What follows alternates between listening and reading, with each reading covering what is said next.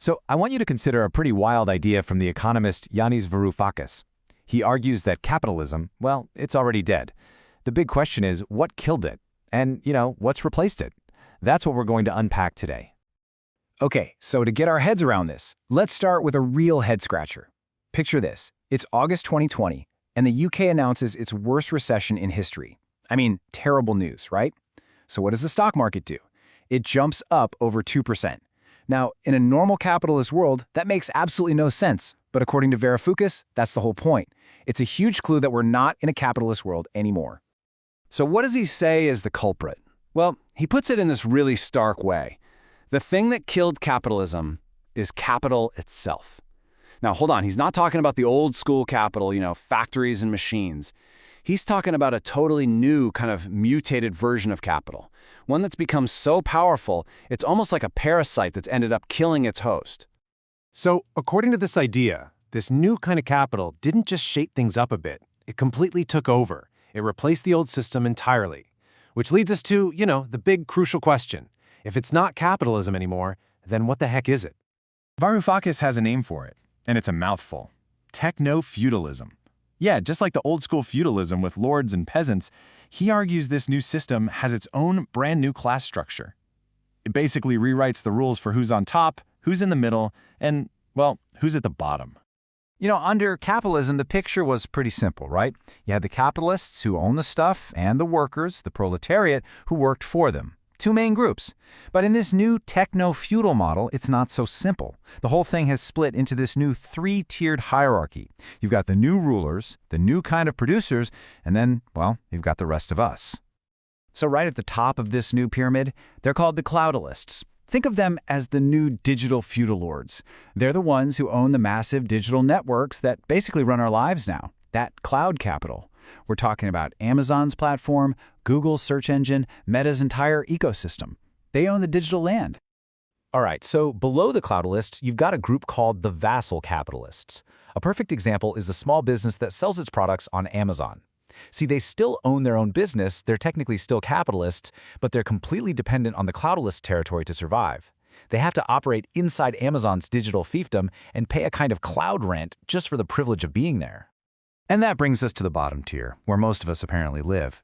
We are the cloud serfs. Think about it. Every time you post something, write a review, click a like button, or just browse, you're doing unpaid work. You're creating the data that makes these digital kingdoms so incredibly valuable. Without our constant activity, the whole thing would be worthless. We're basically the new digital peasantry. Okay, so this begs the question, right? What is this cloud capital exactly? What makes it so different and so powerful? Let's dig into what's really at the heart of the cloudists' power. Varoufakis has this great way of explaining the shift. Think about Don Draper from Mad Men. He represents the old capitalist model of advertising. It was a one-way street, right? They beamed a message at you to try and make you want something. Now, compare that to Alexa or your Google Assistant.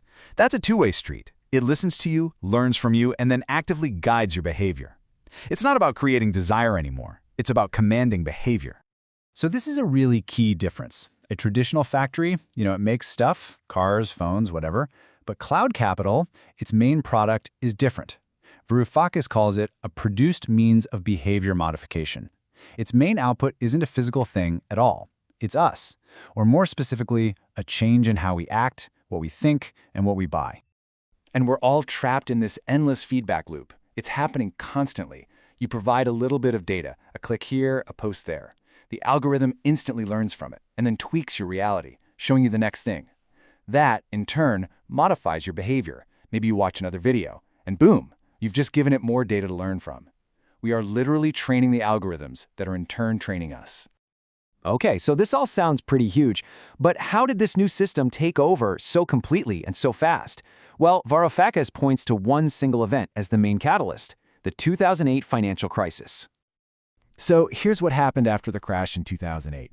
On one hand, governments slapped austerity measures on the public, cutbacks, less spending. But on the other hand, the central banks started printing money like there was no tomorrow. Trillions of dollars just poured into the financial system. And all that cheap, nearly free money, it had to find a home. He has a pretty sharp name for this. Socialism for financiers and austerity for the rest. And it created this really bizarre economic situation. The financial system was absolutely swimming in cash. But because of austerity, regular people and traditional businesses didn't have much money to spend, so there was nowhere profitable for the financiers to invest all that cash, at least not in the real economy. And this is the moment when, for a certain kind of company, making a profit suddenly became optional. With access to all this endless cheap money from investors, the cloudalists could afford to lose money for years. Their goal wasn't short-term profit, it was long-term total domination of their market. Think about how long Amazon operated without making any real profit. But this whole transformation isn't just about economics. It's much bigger than that. According to Varoufakis, it's completely reshaping global politics. In fact, it's pushing us into what he calls a new Cold War. So the theory goes like this. The world is now splitting into two massive, competing digital empires, or supercloud fiefs. On one side, you have the American fief, built around companies like Google, Meta, and Amazon, and on the other, you have the Chinese fief, with its own giants like Alibaba and Tencent. But this is not your grandfather's Cold War. Let's be really clear on that. The first Cold War was a battle of big ideas, of ideologies, capitalism versus communism. This new Cold War, it's much more raw. It's a clash of business models. It's basically a fight between American cloudopolists and Chinese cloudopolists over who gets to collect digital rent from the rest of the world. Yeah, the really crucial point here is that there's not much grand political philosophy behind this new conflict. It's just about raw, naked, techno-feudal class interests. It's a power struggle over which group of billionaires gets to own and operate the fundamental digital infrastructure of our century. So all of this leaves us with a pretty provocative thought to chew on. According to this theory, if our data is the new oil, the new source of all this immense value, and if we're the ones working all day to produce it for free, then what does that make us? Are we all just cloud serfs now?